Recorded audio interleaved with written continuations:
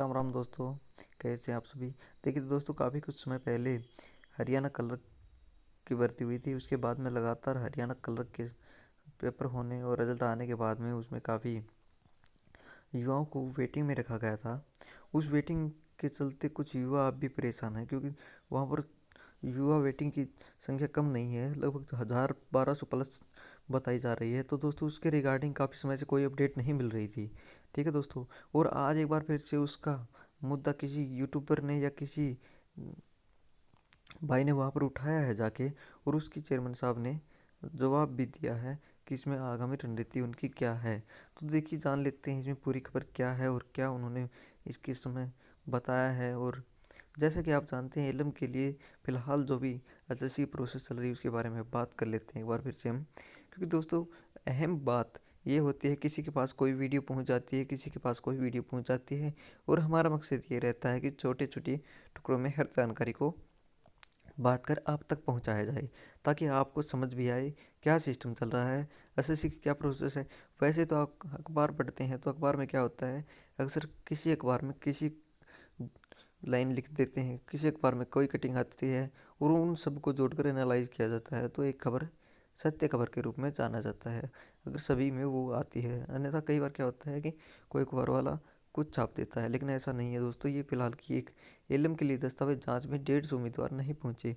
तो दोस्तों, ये है कि इस समय की सबसे बड़ी अपडेट है। 150 उम्मीदवार न पहुंचने का कारण, अगर मान लीजिए आपका पेपर पास हुआ है, आपका डीवी में नाम आया हुआ है, आपने ऑनलाइन डीवी करवा दिया है, और फिर भी 150 उम्मीदवार नहीं पहुंचे हैं, ये बड़ी एक आश्चर्यजनक बात है दोस्तों।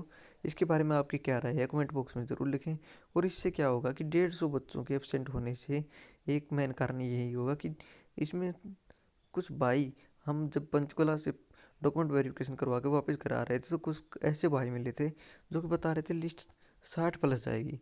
लेकिन दोस्तों, ये फिर एक बार फिर से क्या कारण हुआ है, ये लिस्ट फिर डाउन आती दिखाई दे रही है।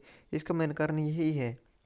मैं कट ऑफ के बारे में बात नहीं कर रहा हूँ, मैं ये अंदाज़ा लगा रहा हूँ। अगर मान लीजिए एक दिन में बच्चों को बुलाया जाता है और 150 स्टूडेंट्स नहीं पहुँचते हैं, क्या पता एक दिन में 150 नहीं पहुँचते, दूसरे दिन 200 नहीं पहुँचेंगे। क्यों नहीं पूछेंगे, ये श्योर है मेरे भाई, ये नहीं पूछेंगे, क्योंकि इसमें सेटर गैंग का बहुत बड़ा हाथ था। इसके विरुद्ध हमने आवाज़ उठाई, और हमारी आवाज़ आज आपको इस आवाज़ का असर दिखाई दे रहा होगा। स्टूडेंट्स हमारे साथ कम जुड़े हों, लेकिन अच्छे जुड़े हुए हैं दोस्तों।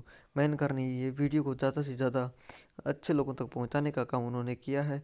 और आज हमारी ये मुहिम जो कि एचएससी की ओर से चलाई जा रही है, इन्होंने एक कुछ समय पहले हमारी बातचीत भी हुई थी चेयरमैन साहब से। उसमें चेयरमैन साहब से ये बोला गया था कि अगर जी हमारे साथ हो रही इस धोखाधड़ी में क्या होगा। उन्होंने कहा जहाँ तक हो सकता है, अगर ज्वाइनिंग पर भी बायोमेट्रिक मैच करके ही ज्वाइनिंग दी जाएगी।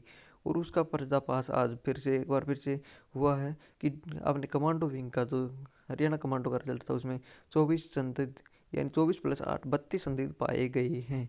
ठीक है दोस्तों, इस समय की ये आज की अपडेट है। ठीक है, आयोग के अध्यक्ष भोपाल सिंह खत्री ने बताया कि एलएम पदों के लिए जो दस्तावेज का काम 1 फरवरी से 8 फरवरी तक जारी है। अभी तक लगभग 800 उम्मीदवारों को बुलाया गया था, जिनमें से 150 उम्मीदवार गैर हाजिर थे।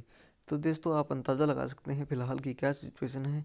एलएम वालों की बहुत बड़ी खुशखबरी इस समय आपको देखने को मिल रही होगी, क्योंकि दोस्तों बार बार यही जिक्र हो रहा था।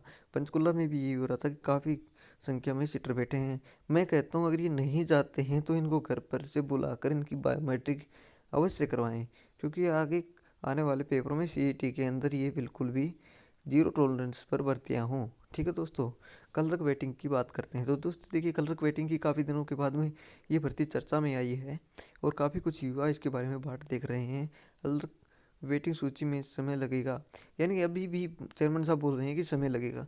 समय इसलिए लगेगा कि समय लगने का कारण यही है कि इसमें समय लगेगा क्यों, इसका मेन कारण यही है, क्योंकि मेन कारण ये है कि अगर ये भर्तियां हो जाती हैं उसके समय, ये वहाँ से कोई भी बच्चा छोड़ के आता है, तो वहाँ पर भर्तियाँ सीट खाली हो जाएंगी, उसे ज़्यादा से ज़्यादा वेटिंग करने की आशंका है। और नंबर 2 बात, इस पर भी पेपर में कुछ गड़बड़ी का आरोप लगे हुए हैं। तो विभाग के पदों का परिणाम 28 फरवरी तक जारी होगा। ठीक है दोस्तों, वीडियो काफ़ी बड़ी नहीं हुई है, फिर भी मैं पूरी जानकारी दे देता हूँ इसमें। हरियाणा कर्मचारी चयन आयोग अध्यक्ष भोपाल सिंह खत्री ने दैनिक सवेरा से रविवार को पूछा कि कल तक वेटिंग के उम्मीदवार बार बार पूछ रहे हैं, यानी कि उनको तो भाई पूछना तो पड़ेगा कि जॉब के लिए लड़ाई लड़ रहे हैं, कि उनकी सूची कब तक जारी होगी। ये देखिए, तो इसी तरह स्वास्थ्य विभाग के पदों के उम्मीदवार भी पूछ रहे हैं कि अंतिम परिणाम कब तक जारी होंगे, क्योंकि अंतिम परिणाम को सबकी नजरें टिकी हुई होती हैं। अध्यक्ष ने जवाब दिया कि चूंकि कल तक वेटिंग के लिए सूची की वैधता सरकार ने 31 मार्च, यानी वैधता अभी भी 31 मार्च तक बढ़ा दी गई थी। ये इनकी श्योर है ज्वाइनिंग होगी भाई, जितने वेटिंग में बच्चे हैं उनकी ज्वाइनिंग होगी। 1000+ हैं तो उनकी ज़रूर ज्वाइनिंग होगी। सरकार चाहती है कि एक साथ ही इनको ज्वाइनिंग दे दें। कितने भी स्टूडेंट्स, पीछे एक इंटरव्यू में बताया था कि 358 पद उनके पास वेटिंग के खाली हैं। इसलिए इन पदों की सूची जारी होने में कुछ समय लगेगा, क्योंकि ऑप्शन बदलने यानी ऑप्शन बदलने का एक मामला आयोग के पास विचाराधीन है। यानी ऑप्शन बदलने वाला बताने में कौन सा मामला आ गया ये।